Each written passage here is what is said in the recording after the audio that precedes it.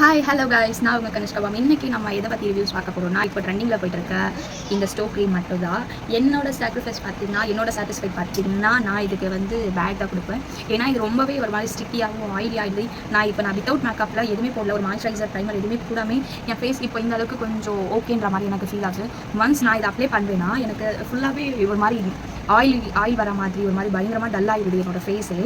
So என்னை பொறுத்த வரைக்குமே இதுக்கு நான் 0 தான் சொல்வேன்.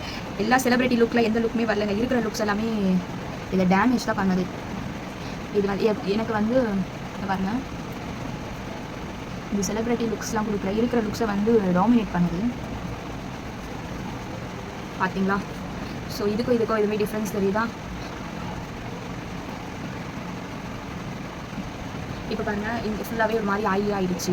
இது நீங்கள் என்ன தான் இதை மாய்ஸ்சரைசர் ப்ரைமர்லாம் போட்டு நீங்கள் இதை அப்ளை பண்ணாலுமே சேம் இதே இதுதான் வரும். ஸோ என்னை பொறுத்த வரைக்குமே இதுக்கு ரேட்டிங் பார்த்தீங்கன்னா 0 தான்.